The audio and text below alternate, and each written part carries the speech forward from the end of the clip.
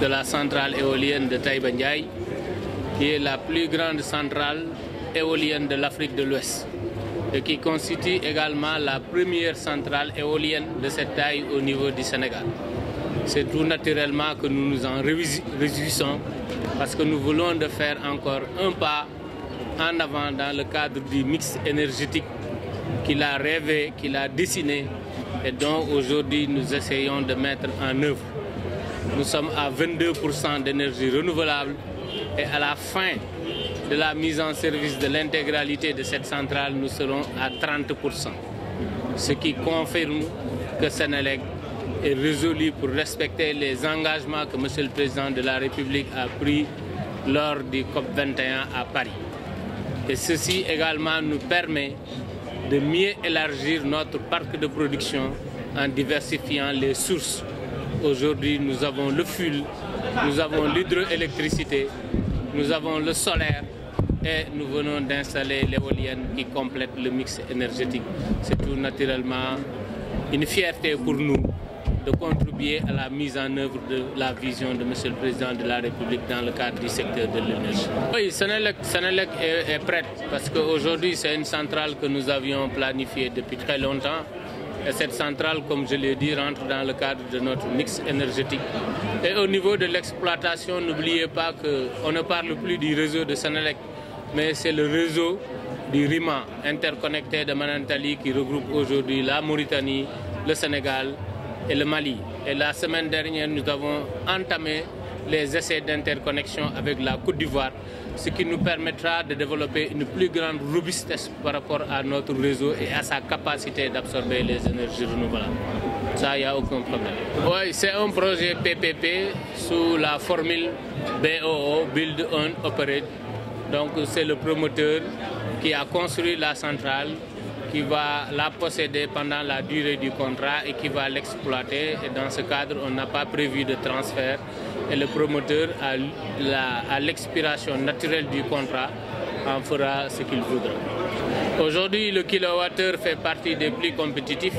Il est à 65 francs le kilowattheure comparé au kilowattheure fuel que nous avons. Massayer Cissé, directeur général du parc éolien de Taïba Ndiaye. Je vais commencer par remercier notre partenaire Senelec par la voix de son directeur général, Pape Mademba Biteye, qui est là, qui n'a ménagé aucun effort pour réaliser le souhait du président de la République, encore une fois dans le cadre du PSE, de réaliser ce joyau technologique et énergétique au Sénégal. On l'a réalisé à temps et en budget, et pour ça, on doit remercier très fortement le leadership et la direction de Pape Mademba Biteye et de ses équipes à la Senelec. Donc, pour répéter ce que je viens de dire en Wolof,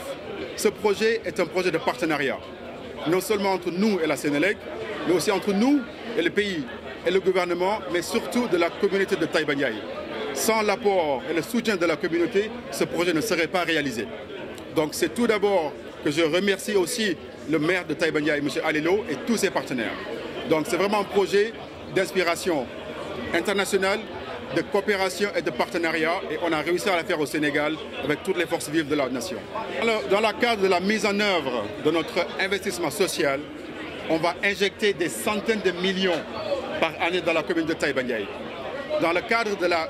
construction de ce projet-là, sur un effectif de 600 à 700, on était à plus de 300 employés locaux. Je pense que c'est une très belle réalisation à faire. Dans le cadre de l'exploitation de cette centrale, on travaille avec la communauté pour recruter localement des gens qui sont de la communauté ou qui sont apparentés à la communauté ou apparentés de la zone de Thiès pour travailler dans cette centrale éolienne pour le Sénégal. Au niveau investissement, ce projet a coûté à peu près 200 milliards en investissement, 330 millions de dollars pour être exact. Ce financement a été apporté principalement par nous, le privé, par nos partenaires OPIC et EKF du gouvernement danois. Là, on vient d'inaugurer le parc. Comme vous le voyez, tout le parc a été installé. Toutes les 46 machines de ce parc ont été installées d'une capacité totale de 158 MW. Pour des raisons techniques, la mise en marche de ce parc se fait en 3 phases. Une phase de 55 MW qui a été déjà faite au mois de décembre. Et là, dans quelques semaines, on met en route la deuxième phase. Et d'ici le mois de mai au plus tard, la troisième phase. Et j'aimerais dire qu'avec l'apport et l'aide de la Sénélec, on a réussi à avoir une avance de 2 mois sur le planning initial de réalisation de ce projet-là. damay wax ne tey jii nii dañu kontaan trop bu ñu ñëwee fii président ñëw inaugurer ñu centrale bi nga xam ne mooy centrale bi gën a mag Afrique de l'Ouest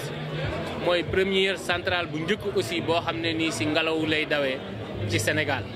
donc loolu dañ si sawar lool ndaxte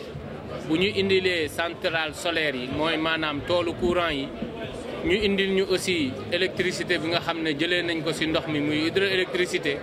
tey ñu ñëw indil ñu centrale ngelaw kon boog loolu dafa nekk loo xam ne lu baax la si ñun te loolu it nekk loo xam ne moom le président waxoon depuis 2012 dans son programme pour wax ne dafa bëgg mix énergie am mix énergie maanaam ñu yaatal ba nga xam ne dootuñ jël suñu électricité rek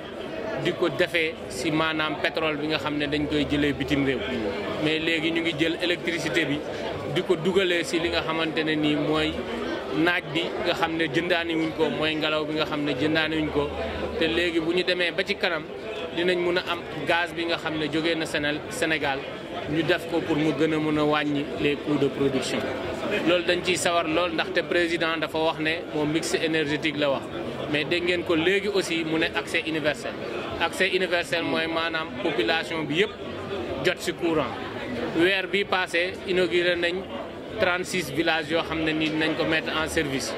weer bii di ñëw incha allah dinañ si yokkaat 71 localités yoo xam ne dinañ génnaat Sénélec dem inauguré ko pour mu yokkaat li nga xamante ne nii bu ñu xoolee si ñaari weer yi presque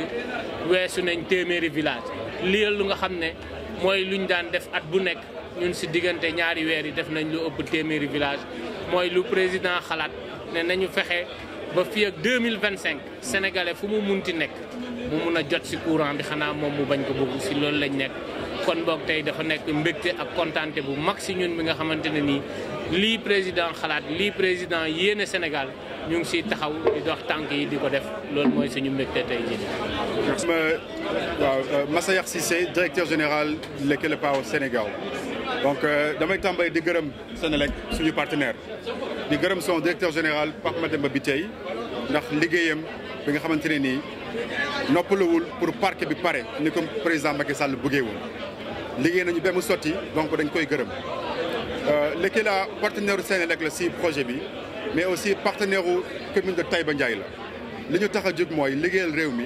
mais aussi am li ñuy wax impact positif si localité yi ñuy nekk fii si Sénégal muy dans le cadre de la formation di jël si parc bi ay doomu sénégalais di fi liggéey man mi di wax ak yéen doomu sénégalais la ñiy liggéey ci parc bi ay doomu sénégalais lañu ak des expertises pointues loolu moo ñu gën a intéressé ginnaaw ba ñu amee partenariat ak Sénélec donc ni ko DG waxee président Macky Sall dans le cadre du PSE dafa am un objectif d'accès universel à l'électricité en 2025 et la cheville ouvrière de cet objectif c'est la Sénélec. C'est la Sénélec qui va faire de sorte que cet objectif sera atteint. Des projets comme le parc éolien de Taïba Ndiaye mooy projet yoo xamante ne nii mooy gën a gaaw si objectif yooyu Sénégal mën ko am incha allah. waaw li ma wax sànq rek mooy projet bii nii bu ci population bu Taïba Ndiaye jàkkul woon du mën a nekk donc dañ ciy remercier maire Alelo ak toute son équipe municipale ak toute la population de Taïba Ndiaye parce que projet yu mel nii li muy jël ci suuf dafa bari on est sur 41 hectares projet yu mel ni Sénégal bariwul.